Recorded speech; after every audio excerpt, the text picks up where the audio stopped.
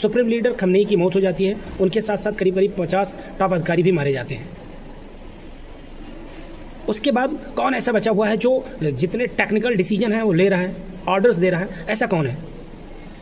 आपने बहुत सारे आर्टिकल्स पढ़े होंगे, बहुत सारे अलग अलग मैगजीन्स के में आर्टिकल्स के बारे में पढ़ा होगा, लेकिन एक अल जजीरा की एक आर्टिकल्स आई थी, उन्होंने उस स्ट्रेटजी के बारे में बताई थी जिस स्ट्रेटजी का यूटिलाइजेशन करके ये ईरान जो है ये वॉर लड़ रहा है।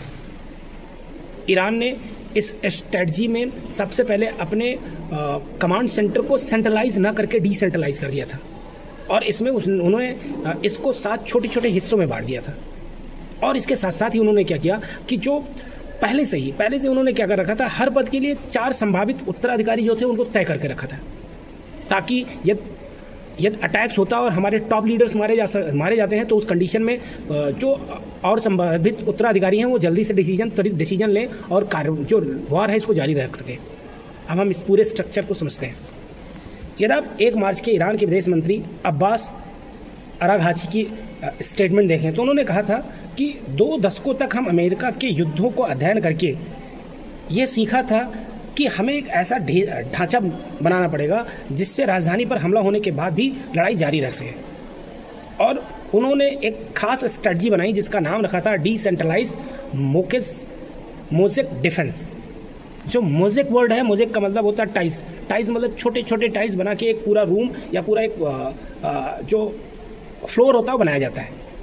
तो एक कह लो कि डायग्राम होता है, डायग्राम कैसे बनाया जाता है, सेम इसी का यूटिलाइजेशन करके इसी रणनीति के आधार पर उन्होंने पूरी सैन्य कमांड की जो क्षमता थी उसको केंद्रीकृत न करके डिसेंट्रलाइज कर दिया था। आखिर वो कौन था जो इस नेटवर्क को लेके आया था या मोज़ेक डिफेंस सिस्टम को लेके आया था?